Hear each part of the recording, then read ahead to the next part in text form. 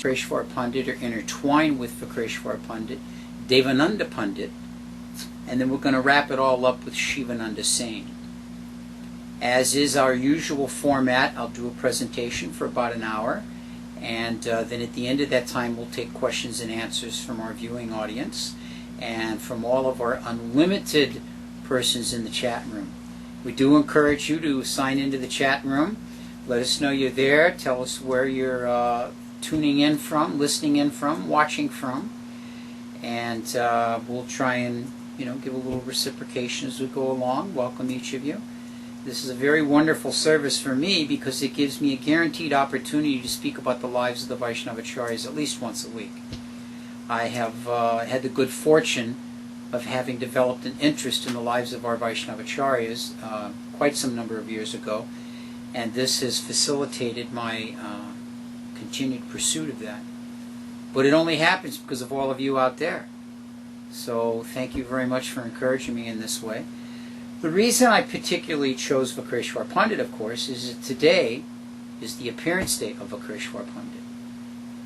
Now, those of you that have been devotees as long as I have are in that range. When you hear the name Vakreshvara Pandit, you can only think of one personality, and that's my dear godbrother Vakreshvara Pandit, Das. Now, the interesting thing about Vakreshvara Pandit, the associate of Mahaprabhu, and Vakreshvara Das, the disciple of Srila Prabhupada, it's as they were both amazing dancers. This is what Vakreshvara Pandit, the associate of Sri Chaitanya Mahaprabhu, was most well known for. Hey, I'd like to break in a second. Welcome Bluegrass, he's back. Salem, Oregon, right? Yes, Salem, Oregon, I remember. And Mondakini's there, she's from North Carolina. I'm getting it down, I'm getting it down. Hare Krishna to all of you. Vakreshvara Pandit, the associate of Sri Chaitanya Mahaprabhu, was very, very famous for his dancing. He was one of the main people, from Hillsborough, he was one of the main people in the kirtan pastimes of Sri Chaitanya Mahaprabhu in Jagannath Puri. When the Lord would partake in the Ratha Yatra festival in Jagannath Puri, he would divide the devotees up into different kirtan groups. Generally there were 7 kirtan groups. And Vakreshvara Pandit would be the dancer in one of these 7 kirtan groups. Maybe for the next time we talk about Lord Jagannath's Ratha Yatra in Puri, I'll get a breakdown for you on all the different kirtan groups. This is information that is given in Chaitanya Charitamrita by Krishna Das Kaviraj Goswami that we have through the mercy of Srila Prabhupada. And so this Vakreshvara Pandit would dance and dance and dance so ecstatically. Actually, once it's said that he danced for 72 hours straight. 72 hours dancing in a kirtan. Now, to dance for a 72 hours straight means that the kirtan had to go on for 72 hours, and that the mridanga player had to go on for 72 hours, and that the kartal players had to go on for 72 hours, as well as Vakreshvara Pandit, who went on for 72 hours the same way. Proficient dancer and kirtaniya. This was the description given in the Chaitanya Charitamrita for Vakreshvara Pandit.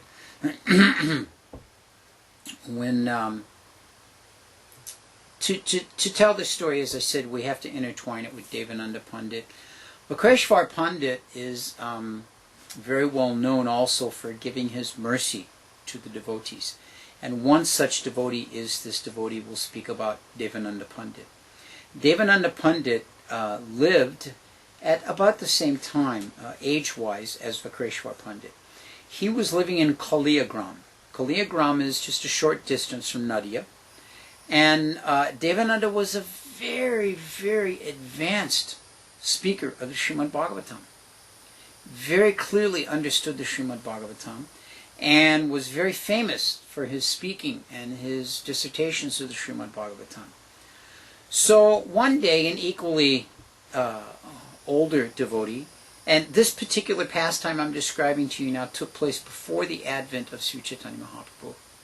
So Devananda Pandit was sitting in his ashram, in his place, and seated on a very, very nice seat, very, very beautiful seat, it describes, surrounded on all 4 sides by his disciples and followers.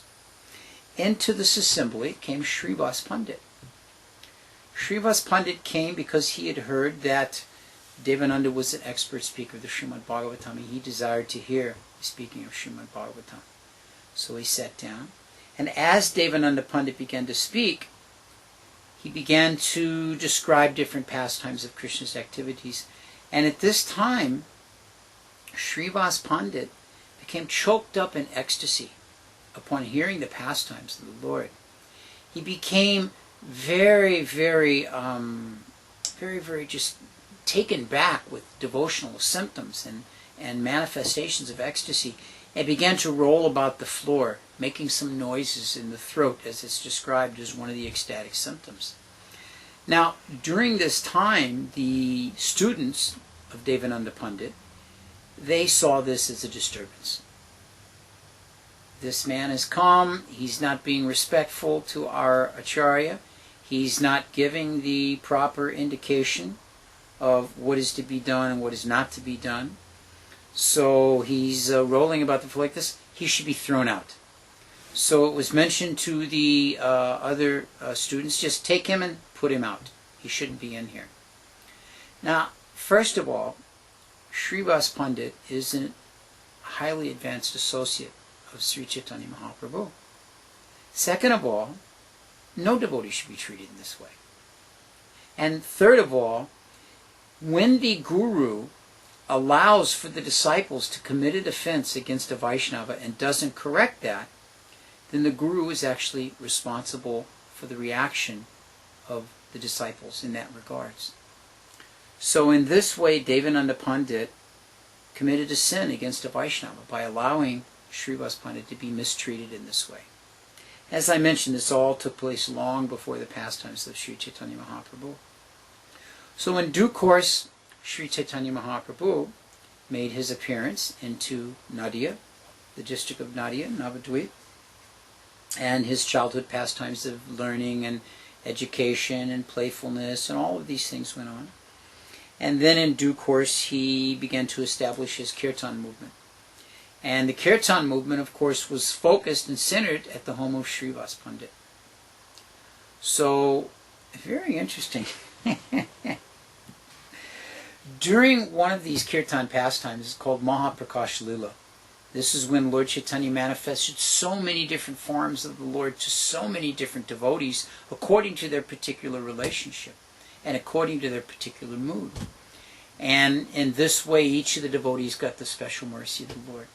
So Lord Chaitanya addressed Srivas. He said, Srivas, he said, don't you remember when you were hearing Srimad Bhagavatam in the home of Devananda Pandit? How you fell to the floor in ecstasy?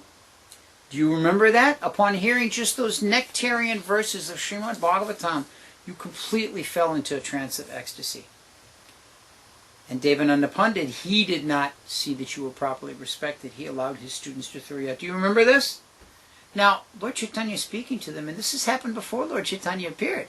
This is further confirmation of the fact that Sri Chaitanya Mahaprabhu is the super soul in the heart of all living entities. He mentions that Srivas was astonished by hearing the story and threw himself at the lotus feet of Sri Chaitanya Mahaprabhu and grasped those lotus feet in complete mood of surrender. So one day, Lord Chaitanya was out on Kirtan, going through the district of Nadia, and he came to the city of Kaliyagram. A very short distance from Nadia. Lord Chaitanya, of course, we take here in Alachua, as many of you do out there, we take our Harinam to so many different places. This part of town, that part of town. So in the same way, Lord Chaitanya was doing like that. And he came up on the road near where Mahesh Visharada, who was the father of Sarvabhauma Bhattacharya. And he came up on the road where they were, and just down that street was also the home of Devananda Pandit. So one of the devotees pointed out to him and said, oh, Devananda Pandit lives just down the road here. Devananda Pandit is a great speaker of the Srimad Bhagavatam. And the Lord Chaitanya, he uttered very sharp words, and he said as follows. He said, what does this man know about the meaning of Srimad Bhagavatam? He will never know the Bhagavatam if he studies it for many lifetimes. The Srimad Bhagavatam is the literary incarnation of the Krishna himself. The Bhagavatam itself promotes bhakti as the ultimate goal of life. The Srimad Bhagavatam is the essence of the four Vedas. It is the literary form of divine love. The four Vedas are like milk, and the Srimad Bhagavatam is like butter. Sukadeva Goswami is the churner of that butter, which was eaten by Parikshit Maharaj. That Sukadeva Goswami who is dear to me, knows the meaning of Srimad Bhagavatam. So he continued to go on in this way, glorifying Srimad Bhagavatam. And then he said, one who finds a difference between myself and my servants who are glorified in the Srimad Bhagavatam and who they themselves glorify the Srimad Bhagavatam has no good intelligence. Such an irreligious person rejects bhakti and finds another meaning to the Bhagavatam which will never be supported by the Bhagavatam itself. So after saying these words, Lord Chaitanya took his kirtan party and said, I will not even go near the shadow of Devananda Pandit's house. And he took the kirtan party and went the other way. The Lord then again caught hold of one of the devotees and begged him, do not go to Devananda. All the scriptures sing of the Srimad Bhagavatam as being highly mysterious and inconceivable. It cannot be understood simply by vast learning or powerful austerity. One who attempts to understand the Srimad Bhagavatam through scholarship will never understand it. One who understands the Srimad Bhagavatam as Krishna himself, he can understand the Bhagavatam. Only one who understands the Bhagavatam's meaning through divine love. And if one wants to serve that divine love, that book Bhagavatam, he must serve the devotee as well. In this way, Lord Chaitanya spoke very strongly. He encouraged the devotees that those individuals who speak about knowing the Srimad Bhagavatam, but in actuality do not render any service to the devotees, and who in the same way do not understand the meaning of serving the devotees, they've missed the real understanding of Srimad Bhagavatam. So, in due course of time, Lord Chaitanya's Leela in Navadvip wound up, and he then took sannyas. And when he took his sannyas and moved to Jagannath Puri, Devananda had heard these instructions from the Lord, and had heard the Lord in different times. And he began to think in his own mind, Devananda did, such a great person came very near my residence, but I did not get to meet him.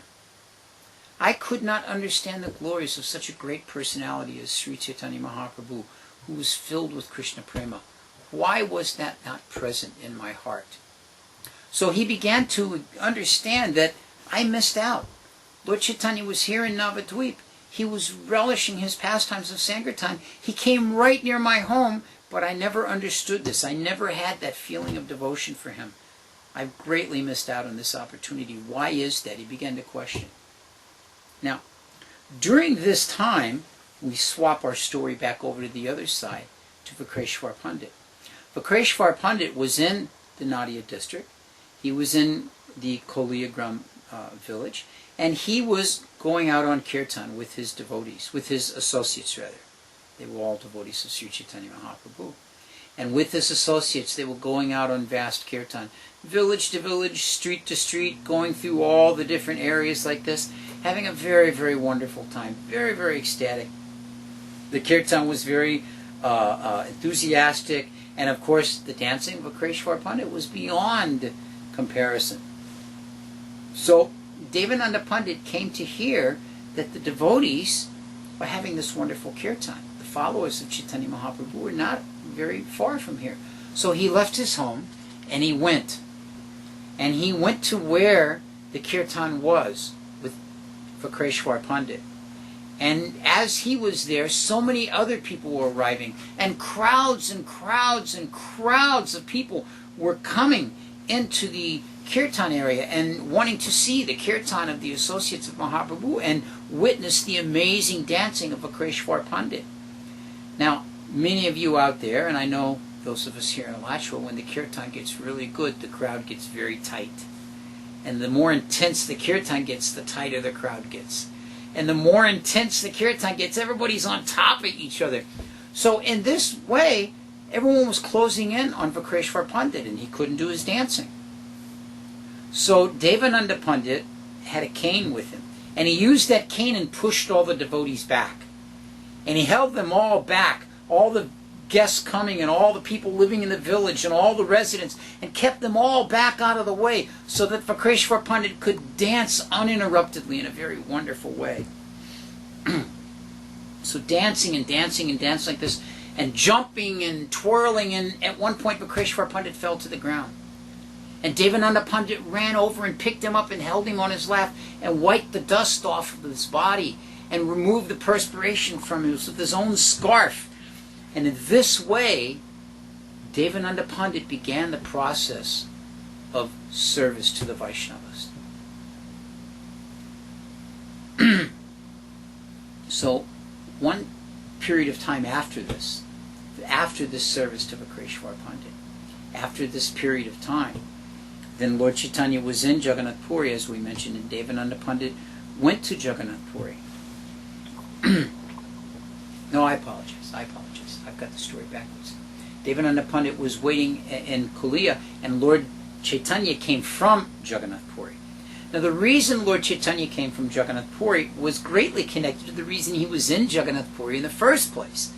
Because when his mother knew that he had taken sannyas, his mother requested, an interesting point, let me just see if I have this down here, that it was Mother Sachi. I was just doing a little research earlier. Mother Sachi was well into her 70s when Sri Chaitanya Mahaprabhu took sannyas. And she was 92 when he passed away. She outlived him. So, at any rate, just one of those little side things. So, Lord Chaitanya was living in Jagannath Puri for one reason. I mean, other than the divine relationship he had with Lord Jagannath, his mother had requested him. So let this be a lesson to all the young men out here. Your mother always gets her way. Especially if she's a sincere devotee of the Lord, as Mother Sachi was. Mother Sachi said, "My dear Nimai," she would still call him Nimai, "if you go and reside somewhere else, I'll never know what's happened to you. Your father has passed away. Jagannath Mishra passed away. He was 65 years old. This was before Lord Chaitanya took sannyas.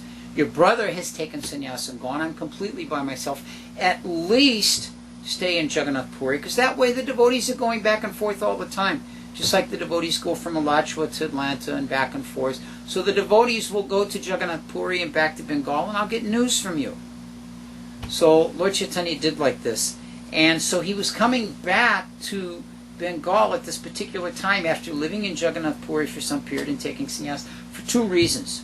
One, to visit his mother, to let her have his darshan, and two, to take darshan of the Ganga. So both of his mothers, the Mother Ganga and Mother Sachi, were the reason for him returning to Bengal. So when he returned to Bengal, at that time, Devananda got the opportunity to see him. Lord Chaitanya was again giving his mercy to all the Vaishnavas, and Devananda came forward. And Devananda threw himself at the lotus feet of Sri Chaitanya Mahaprabhu, touching the feet of the Lord and then touching his hands to his head in this way. And he then shrank away from the Lord. And Lord Chaitanya saw Devananda, and very interesting reaction. Lord Chaitanya said to him, "You are the servant of my dear devotee Vakreshvara Pandit Das." Vakreshvara Pandit, excuse me. Said, "By your service to him you have greatly pleased me. As a result of serving my devotee, you have come close to me, and Vakreshvara Pandit has empowered you to have Krishna Shakti within your heart. By serving my dear devotee, you have now obtained the mercy of Krishna." So this is a very instructive lesson to us on two fronts. On the immediate front, even though Devananda Pandit was a very advanced scholar, very knowledgeable in the understanding of Srimad Bhagavatam, had many followers, he did not have that feeling of Krishna Bhakti in his heart by that alone. And because he did not properly see that the devotees of the Lord were respected by his students and allowed them to offend Srivas Pandit, therefore the mercy of Krishna Prema did not manifest in his heart. So these two things alone are very important. This is the nature of the relationship there. Now, from our point of view, it's a very instructive lesson, because how did Devananda Pandit get the mercy of Sri Chaitanya Mahaprabhu? He, just as we were speaking last week about Raghunath Das Goswami, Raghunath Das Goswami served the dear devotee of Lord Chaitanya, Lord Nityananda, and he served the devotees of Lord Nityananda, all the associates that were there for the Panihati festival. So in this way, by serving the devotees, Raghunath Das Goswami got the mercy of Lord Chaitanya ultimately. And by serving Vakreshvara Pandit in a mood of humility, Devananda Pandit got the blessings of Vakreshvara Pandit. He got the manifestation of devotion to Krishna within his heart, and he got the association of Sri Chaitanya Mahaprabhu. Similarly, we should understand that if we truly want the mercy of Sri Chaitanya Mahaprabhu, if we truly want the mercy of our spiritual master, we should serve the Vaishnavas. Vaishnava Seva is one of the most potent items in the process of devotional service. And we can see here that the heart of someone like Devananda Pandit was completely changed. It was completely changed just by that effort. So, after being spoken to in this way by Devananda Pandit, then Devananda Pandit spoke to Sri Chaitanya Mahaprabhu, and he said the following. He said, "O my Lord, O Supreme Master, you have appeared in Navadvip just to deliver all the fallen souls. I am a sinner because I have committed sins against the devotees. I have failed to worship your lotus feet. As a result of this, I have cheated myself out of your causeless mercy. O Lord of all creation, super soul of all that lives, you are supremely merciful. By your causeless mercy, I have been able to take darshan of your lotus feet on this day. O supremely merciful Sri Chaitanya Mahaprabhu, be kind upon me and instruct me in the goal of life, and explain to me the real meaning of Srimad Bhagavatam."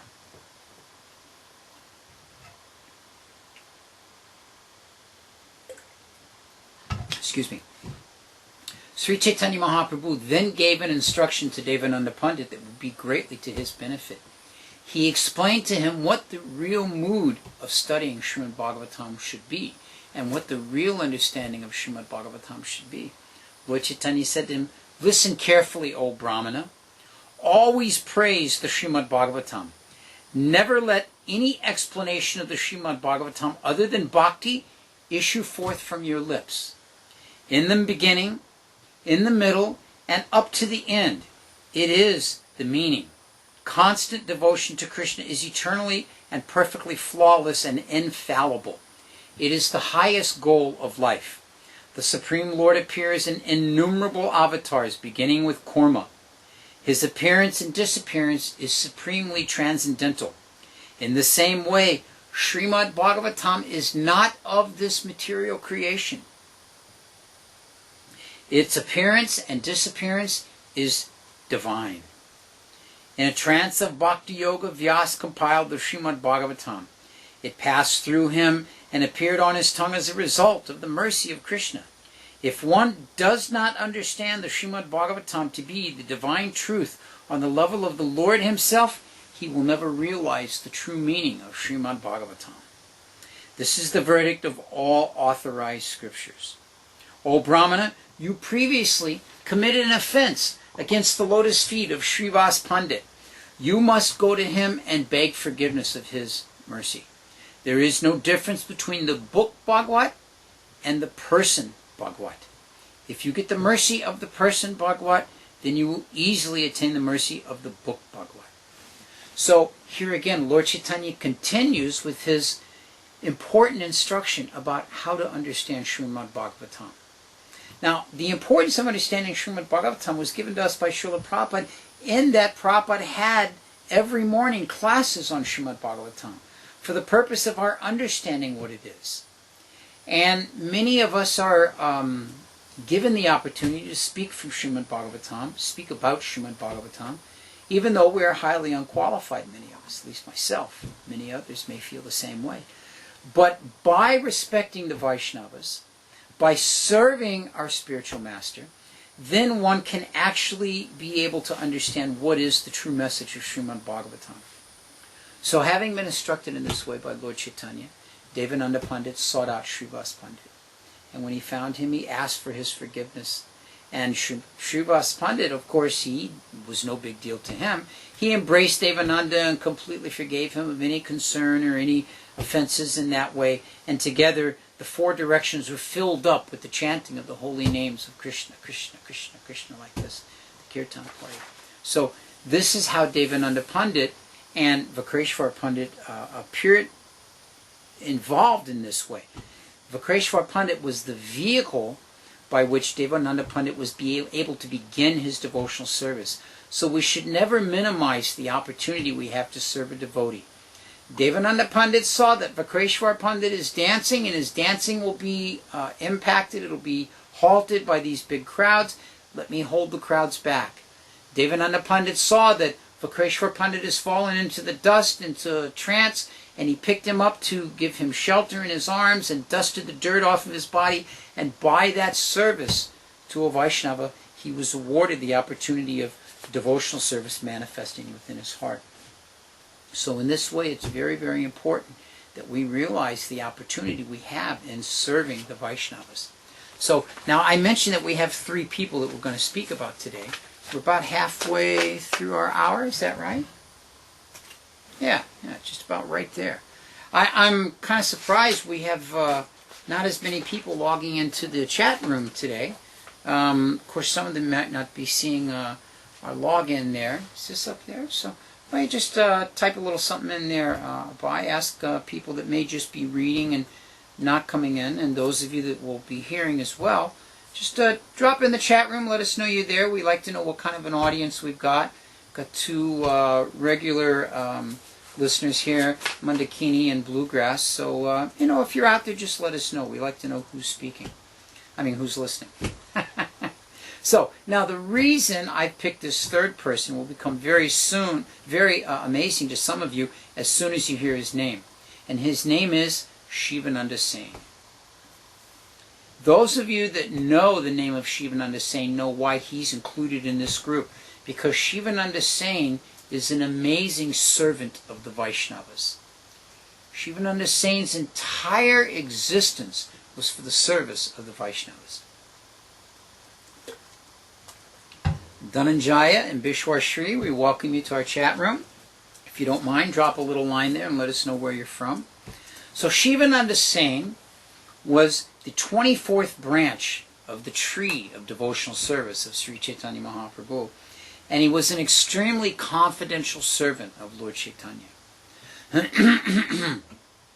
He lived in a village called Kumarhat. And we have a visitor here from Gurgaon, India. I've been to Gurgaon many times, Bishwashri. What is it? Bishwashri. Vishwashri. Excuse me, Prabhu. I've been to Gurgaon many times. The devotee company has their base there, and I've been to the factory there in Gurgaon. Very nice district in Delhi. Yeah. It's actually the a part of the old Pandava area. Anyway, and Dhananjaya from Portland. Thank you, Prabhus. So, Shivananda Sena lived in Kumarhat, a wonderful village where many Vaishnavas are from, and he lived there with his wife and 3 sons. Shivananda Sena had 3 boys. One was Chaitanya Das, one was Ram Das, and the 3rd was Parmananda Das. Parmananda was also called Puri Das, but we'll speak about him in a minute. He also had 2 nephews, Sri Ballabha and Sri Kanta. And these 5 young sons and cousins, nephews rather, of Shivananda Sena were very, very devoted to following Sri Chaitanya Mahaprabhu.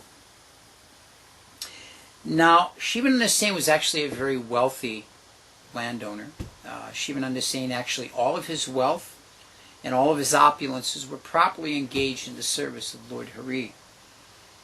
Even his entire family, his sons, they were all devotees and all engaged everything that they had in the service of the Lord.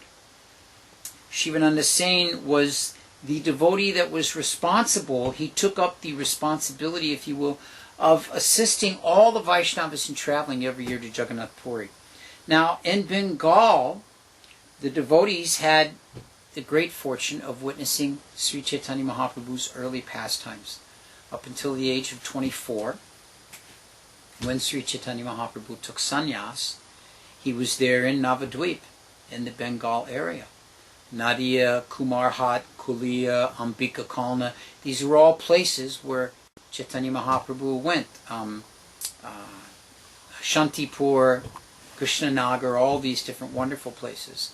So these devotees had that opportunity of experiencing directly the pastimes of Sri Chaitanya Mahaprabhu. And then Lord Chaitanya took sannyas, and not only was everyone greatly distressed by his taking sannyas, but then he moved to Jagannath Puri. So the devotees were bereft of that association. So every year there would be Rath Yatra in Jagannath Puri. And during that Rath Yatra time, devotees would come from everywhere.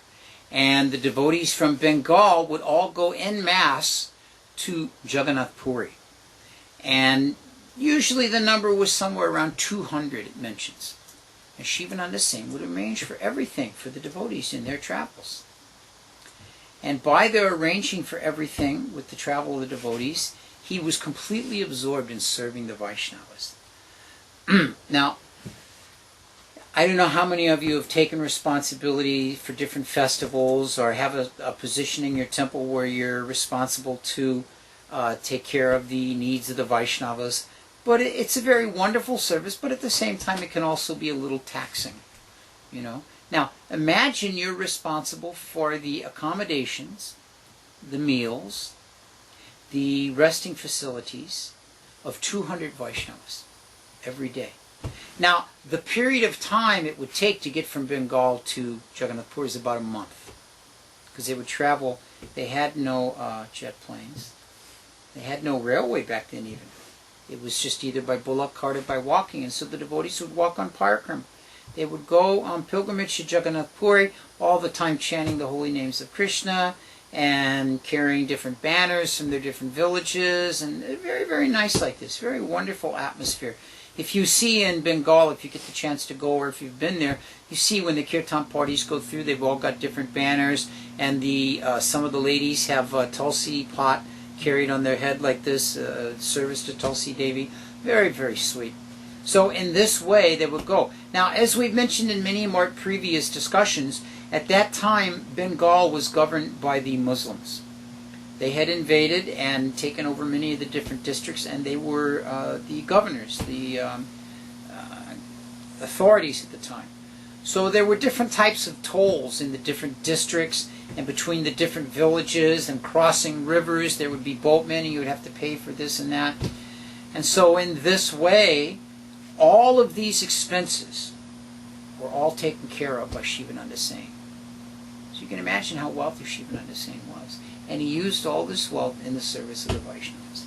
He would arrange for their food, their lodging, their ferries, their tolls between the different districts. He would pay for everything. Now, one particular time,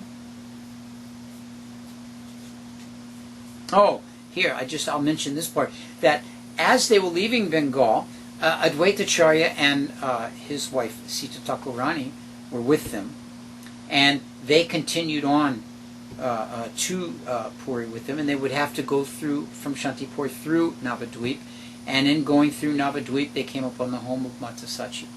And Mata Sachi was so distraught. She couldn't travel. She was too elderly to travel, and of course she couldn't go see Lord Chaitanya. That wasn't permitted. And so she was so distraught upon Lord Chaitanya being gone and her Nimai Pandit not being there. And so Advaitacharya and Sita Thakurani, they would do the best that they can to console her and try to make her feel better. And then there was Ishan. Ishan was the servant of Mother Sachi. And they would try and console her, and in this way they would then continue on in this way. It lists some of the devotees that would always accompany Shivananda Sena on this trip with all the Vaishnavas from Bengal.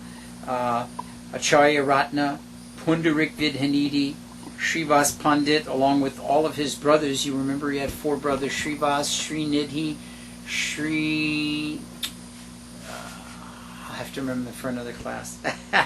And then all their wives, Vasudev, Govinda, Madhava. Vasudev, Govinda, Madhava, and the Ghosh brothers, they were known as. They were all 3 expert kirtaniers. Murari Gupta, Raghava Pandit with his famous bags of Raghava. We spoke about those last week, the wonderful bags of prasadam that Raghava Pandit would bring. And all the ladies that came, they would all pack all kinds of different foodstuffs that they were taking with them to give to Sri Chaitanya Mahaprabhu. Now you can imagine there were no refrigerated trucks. So they would have to make things that would last 1 month worth of travel and then still be delicious at the end. And they had all these kinds of goodies like that that they would bring for Lord Chaitanya to eat. And then, of course, excuse me, my apologies. And then, of course, the opportunity for feeding all the devotees along the way, and Shivananda Sena collecting all the vegetables and everything, and taking care of the needs of the devotees like that. So in this way, he was always engaged in serving the devotees. And we're going to take a moment right here and serve Mauricio and Sharon, who have both joined us, from Athens, Ohio, and from Toronto, Ontario. I'd like to welcome you both. Nice to have you here with us this evening. So, Shivananda Sena, now, there's a very funny story. One time during these travels, a dog joined the assembly. Now, of course, those of you that have had the opportunity of traveling in India, there's dogs, village dogs everywhere. And occasionally one will attach themselves to a particular group of people and continue on like that with them. So this dog had become a little bit attached to Shivananda Sena. And at night they would all settle down for the evening for camp, and Shivananda Sena would feed the dog some prasadam, and the dog would kind of sit at his feet like that. And so he would eat the remnants of foods from all the devotees, and the dog was getting nice benefit, like that. And so in this way, this dog became a part of the devotees, They would all travel during the day. The dog would be there in the kirtan party with them. They would break down at night and take prasadam. The dog would eat some prasadam for the remnants of the devotees. They would all sleep. They'd get up in the morning and do their morning services and discuss Srimad Bhagavatam. The dog would be listening like that, very amazing. So, we have some technical difficulties we're finding out here. Probably she just needs to reset her browser. You can let her know that. She won't hear me say it. So in any event, the dog was just a part of the crew. Everybody was feeding the dog prasadam and all like that. And so in this way they came upon a river. And they had to arrange with the boatman to get across the river. But the boatman said, yes, I will take everyone, no problem. But I don't take dogs. Said the dogs are not going to be allowed. So you cannot have the dog on this boat. So Shivananda Sena said, no, you must let the dog come. He said, nope, can't be done. I'll pay you a little extra. How much extra should I pay you to let the dog go? Nope, I won't take. I'll pay you twice what it costs per person. Nope, I won't take. I'll pay you 3 times. Okay, I'll take. So in this way, the dog was able to get on the boat with the devotees. Now, of course, when they got to the other side, this is when the payment was done. Shivananda Sena would pay when they got to the other side. And as they got out, all the other devotees continued walking. And they continued on in their pilgrimage. And Shivananda Sena stayed back to settle everything up, not only with the ferry, the boatman, but there was a toll coming into that district, and he had to pay that. So he got involved for doing all this and paying extra for the dog and taking care of this and then paying for the toll and getting everybody in there. And so in this way, the party got quite a bit ahead of him. And they came to their spot to break for lunch. So it was lunchtime to break, and they stopped under some trees, and there was no arrangements. Shivananda Sena had been so caught up back here, he hadn't gone ahead. And he hadn't arranged for being able to have a place for them to stop and rest and take their prasadam. So they were all very agitated. You know how it is. You've been walking all day in the hot Bengal sun.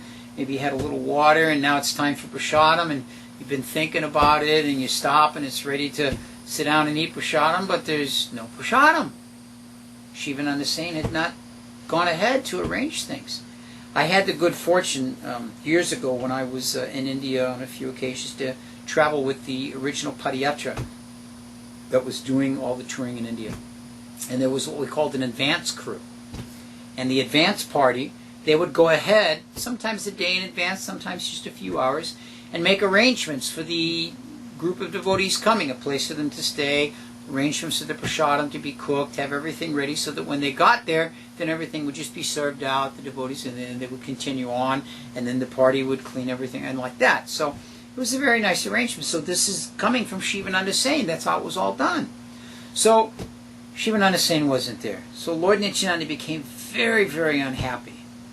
Lord Nityananda actually, it's an amazing pastime of Nityananda, because Nityananda's very name, Nitya Ananda, Nityananda, one who's eternally very blissful. And these are the pastimes of Lord Nityananda. He's always very happy and very joyful, and all these, wonderful, wonderful qualities and pastimes.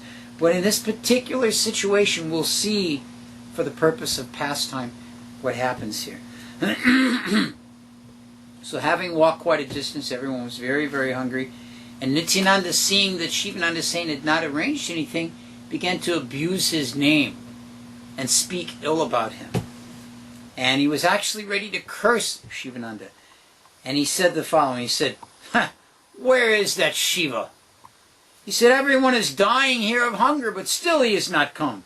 No one is arranging for prasadam. We will all die. Well, if that is the case, then let his sons die as well." So Nityananda said these very strong words.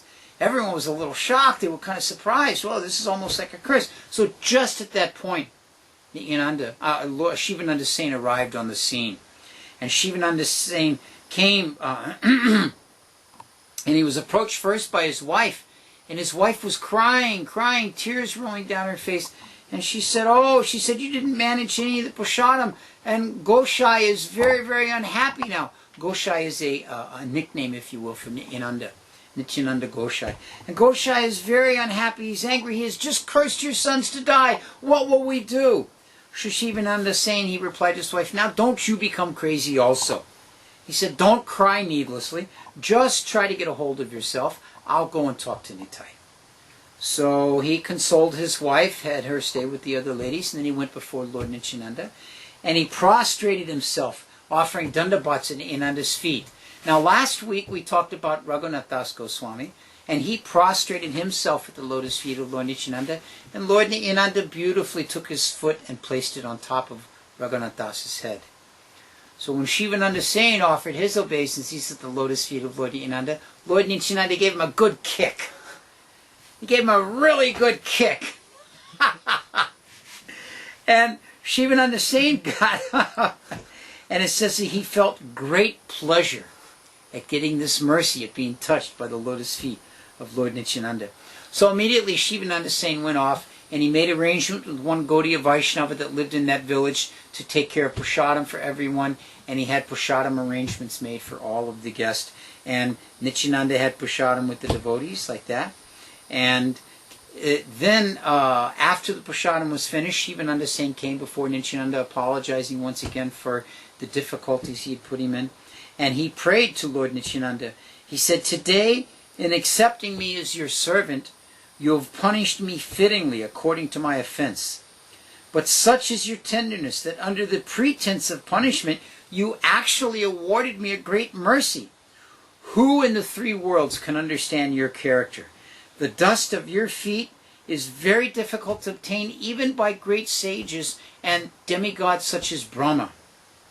Today, even though I am a low-born person, you have touched me with those same feet.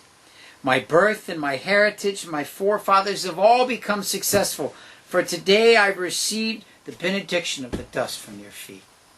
So this is very instructive, that he didn't actually take any offense or become upset with Lord Nityananda.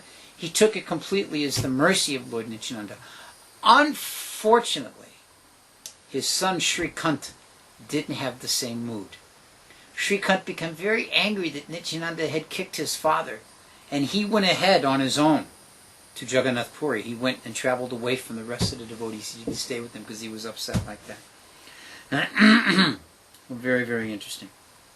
So, now, a few days later, party is going on as we mentioned, and everyone's there, including the dog. And the dog's very, very much a part of the crew. And so they got up one morning after taking rest, and the dog was not there. Now, those of us that know the nature of dogs, dogs come and go. They're around for a bit or they're not around for a bit. What does it matter? But this dog was special. He had become the personal friend, you might say, of Shivananda Sena, who saw to the fact that tolls would be paid so we could go through districts, that ferries would be paid so we could get across rivers, that prasadam was given to him from the hands of the devotees. So he very much was concerned about the well-being of this dog who had become his dependent. So in this way, he got up and said, "Where's the dog?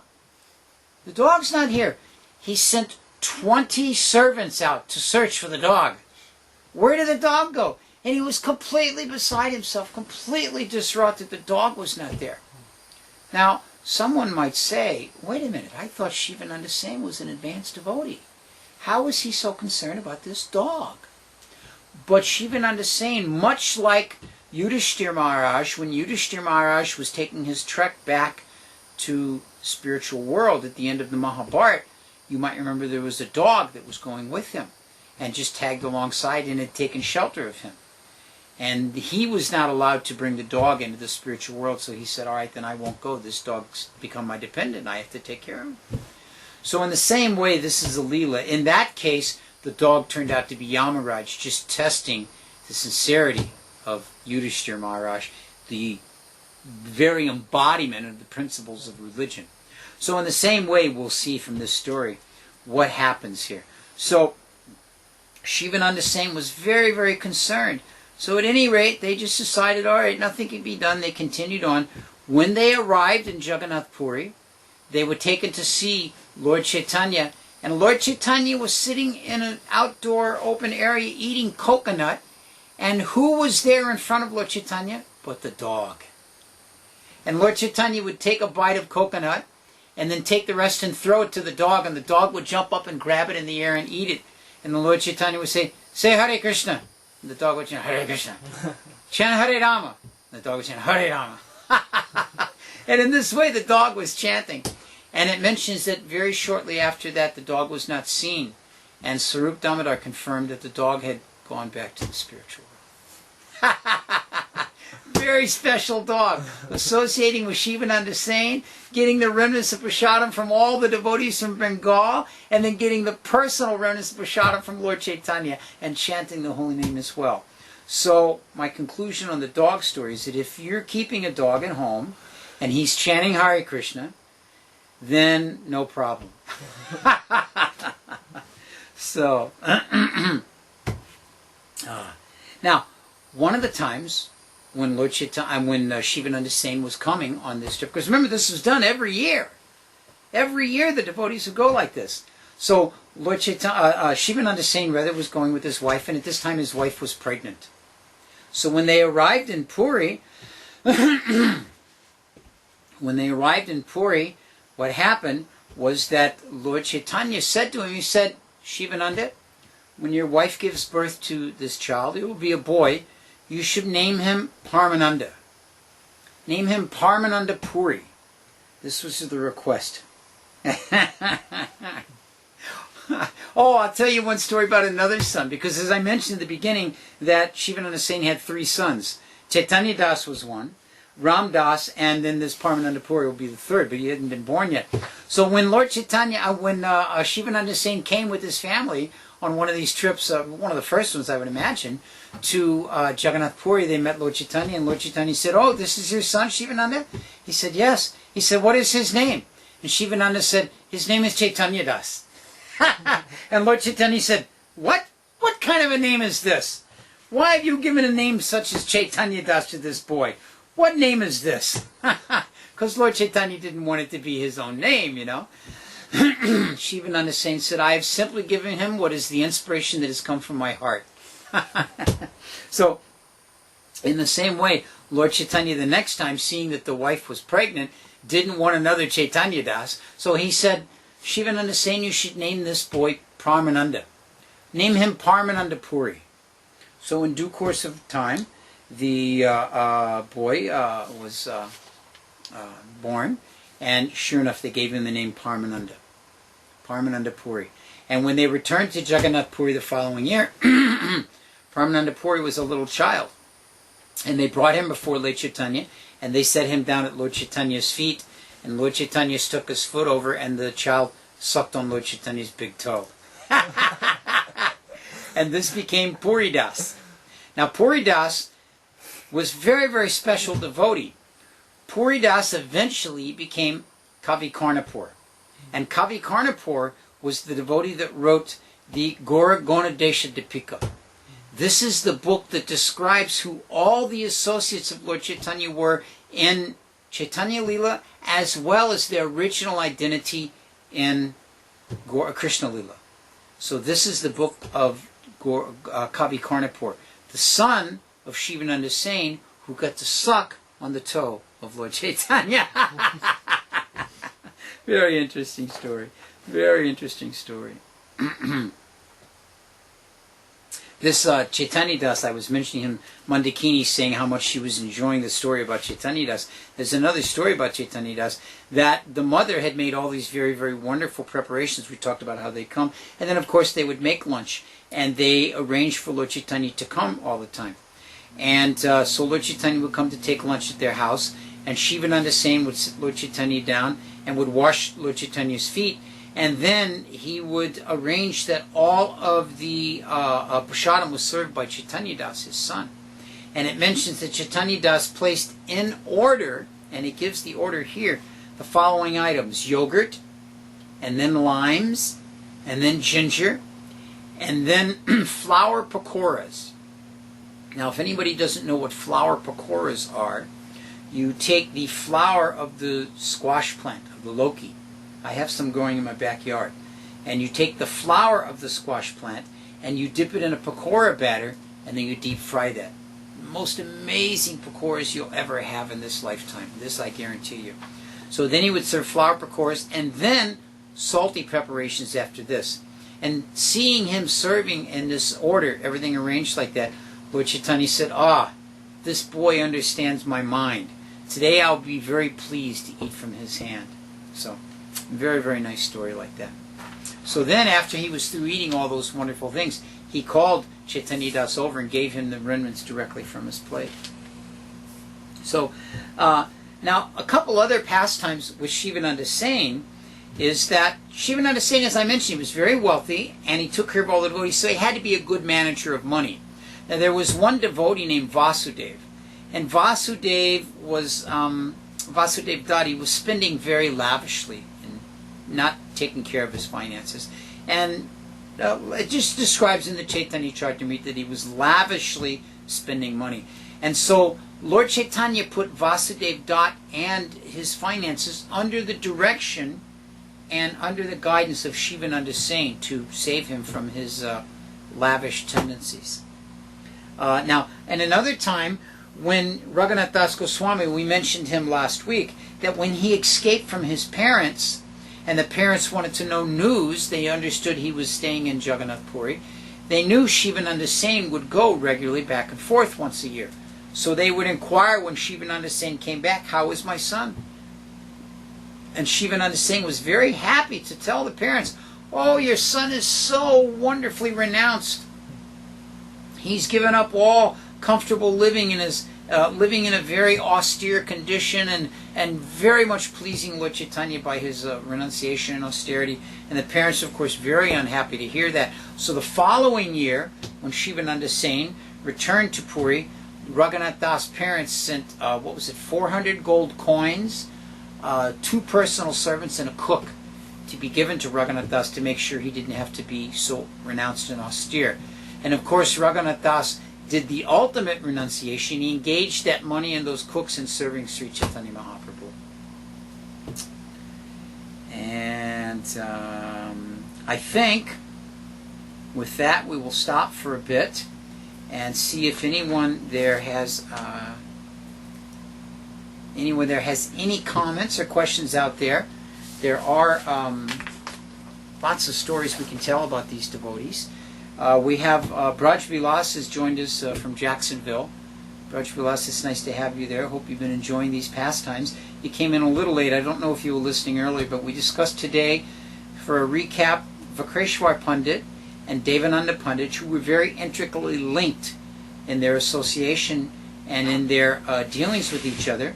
And then that link was service to the Vaishnavas, and so from there we segued, as they say, over to the pastimes of Shivananda Sena, who very nicely engaged in serving the Vaishnavas. We should understand that this service to the Vaishnavas is a very essential principle in the process of devotional service. I'm going to just kind of mention a couple of things here, and any of you out there that have questions or would like to throw something in, feel free to jump in at this time. But when I was a young brahmachari, I had joined the temple, and previous to joining the temple, I had lived with a group of devotees. There were many of us that lived together. It was like a communal type of living. And so I felt that I knew all these devotees previously. And so sometimes, they had all joined prior to me, so they were senior to me and knew more about the Shastra and the books than I did. I hadn't studied so much at that point. And so sometimes there might be some difference of opinion or some instruction I didn't particularly agree with, and I would argue with them. And then it would be some type of blow-up or something. And I was diminishing their instruction to me. Just, oh, I just know these guys. They're friends of mine. I don't have to pay attention like that. So in this way, the temple president had a very unique way of resolving any kind of disputes. We actually had 26 devotees in the temple. 3 were initiated, and the rest of us were bhaktas and bhaktins. Might have been 4 that were initiated, and the rest of us were bhaktas and bhaktins. And so he had a very unique way of engaging all of us in resolving these things. He would have each of us serve the other one. If there was an argument between 2 devotees, we would serve that other devotee. He would bring us in and hear both sides and then say, okay, here's what has to be done. Now you will wash his plate after prasadam for however many days, and you will fold his laundry after it's finished and put it in his room, like that. So in this way, we were given service to the devotees. And this is the way I grew up in Krishna consciousness, fortunately, knowing that service to the Vaishnavas is what is essential in advancing in the process of devotional service. And we should never think that that service to the Vaishnavas is something only at a certain time or place. It's something we can always embrace at all times, and always being enthusiastic to do. And the advantage of living in a big community like Alachua, there's so many Vaishnavas to serve. So many ways to serve the Vaishnavas as well. So in this way, devotees should always be thinking, how can I increase my service to another Vaishnava? How can I find a Vaishnava I can serve? And this develops in us a mood of humility, and it helps to develop also a very strong sense of appreciating devotees. I'm surprised out there. No one has questions today. We have a smaller crowd tonight. Everybody must be just recuperating from the last few weeks of Rath Yatra and traveling and like that. And yes, Abai's making the point out there for all of you, those of you that may not be logged in, that your questions don't necessarily have to be about tonight's subject matter. If you have other subjects, I'd be happy to speak about them. Braj Bilas is asking that when Nityananda Prabhu kicked Shivananda Sena in one of those pastimes, Shrikant Sena could not understand the mercy of Nityananda. How do we understand this? And this is very nice. We spoke a little bit about this, Braj, is that Shivananda Sena very clearly and perfectly understood the mercy he was getting from Nityananda, and understood that he had inconvenienced Nityananda and was taking it in that way. We sometimes find that it's not so uncommon that the father will be more advanced than the son. Sometimes the son is more advanced than the father, but in this case we see Shrikant was not able to appreciate the mercy of Lord Nityananda, even though his father was, and therefore he became unhappy and went away. Now, when he arrived in Jagannath Puri ahead of time, Lord Chaitanya greeted him, and the devotees began to question why he'd left, and Lord Chaitanya said, do not bother him. He's already disturbed by this. Just let him be. Let him have the association of Lord Jagannath and give him Mahaprasadam. So in this way, Lord Chaitanya gave him his blessings. But it was, it was just a misunderstanding from Shrikant's side like that. So that's how we understand it. I'm sure as Shrikant matured and grew in his devotional service under such a wonderful father and such wonderful instructions as Shivananda Sena, that he came to understand what genuine mercy of a Vaishnava really is. That's my 2 cents. Anyone else have anything? I think there was a question way up at the top of the page that was much earlier before we went on the air, but it caught my eye. way up there. So hold on right there.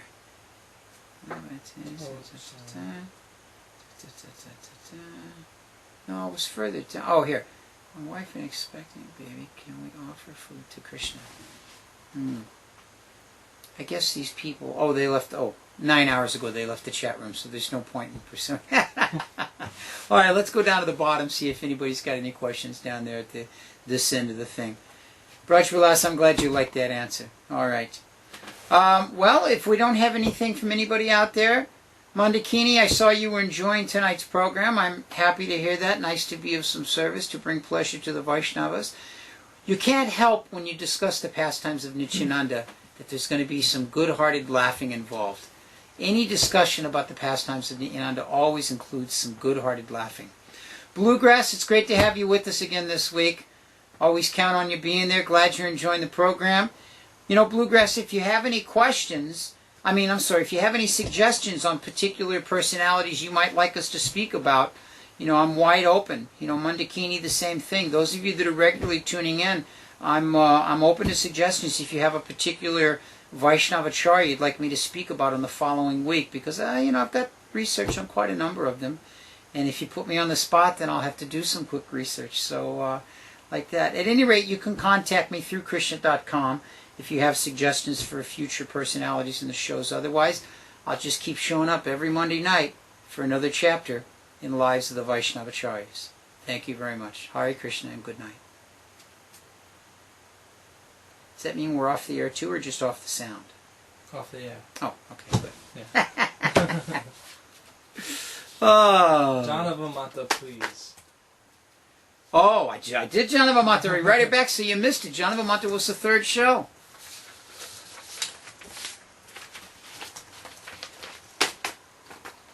Tell her she just has to get on the guys at Krishna.com to transcript it and get it up there.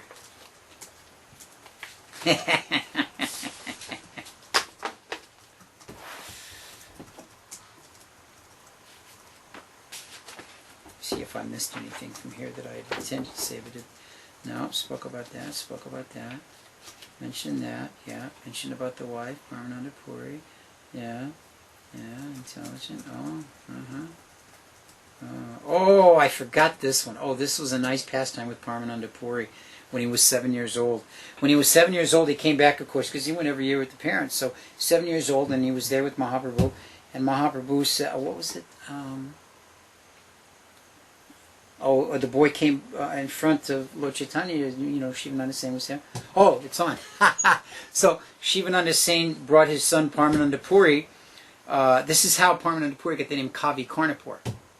So Paramananda Puri came with the father. He was 7 years old, and he came before Lord Chaitanya. And so what happened was Lord Chaitanya said, Paramananda said, chant Hare Krishna. Paramananda didn't say anything. Puri Das just kept his mouth closed. And Lord Chaitanya said, I've even made the animals call out the name of Krishna, but I cannot make this boy call out the name of Krishna. What is the problem here, Shivananda is saying? So Sarup Damodar Goswami was very intelligent. He said, Mahaprabhu, he said, this boy is a highly intelligent boy. He has taken the name of Krishna uttered by you as his Ishta mantra. The Ishta mantra that one receives is repeated mentally. Therefore, the boy is chanting the name of Krishna, but mentally. So when Lord Chaitanya heard this, he said, Puri Das, if you cannot say Krishna, since you've accepted that as your Ishta mantra, then say something about Krishna. So then Puri Das recited a sloka that he made up right on the spot. And the sloka, I'm not even going to try and do the Bengali, Sanskrit, or Orissa, I don't know which it is. But anyway, the translation is, Glory be to Sri Hari, who is the blue lotus of the ears of the gopis, the pigment of their eyes, and the sapphire of their body and all their ornaments. So everyone was very, very surprised to hear this, that this boy, 7 years old, not only has he spoken this sloka, sometimes in class one of the little kids will chant the sloka, oh, that's very good, that one boy, Arvind, in the classes in the morning, always very excellent at chanting. He's like Jiva Goswami or something, He chants 3 chapters a day of Bhagavad Gita, So anyway, they were very surprised that the 7-year-old boy has not only chanted a sloka, but it's one that he made up on the spot. So they thought that this was a result of the Shakti that Lord Chaitanya had entered into his heart with this Ishta mantra. So after hearing the mantra, Lord Chaitanya said to him, he said, "My dear child, in your sloka, you describe the ornament of the ear of the gopis, the karna." He said, "Therefore, from today forward, your name will be Kavi Karnapur." And the Kavi Karnapur became very famous, as I mentioned during the earlier session, that he became very famous as having written the Gaur Gonadesha Dipika and 10 or 11 other books as well, all describing the pastimes of the Lord. So very, very nice. So I missed that one. They'll just have to tune in later and see it. And I spoke about the dog, yeah. Hare Krishna, Hare Rama, and Sri Hari. That's what the dog said, yeah. Had attained a spiritual body and returned to Vaikuntha. Hare Krishna.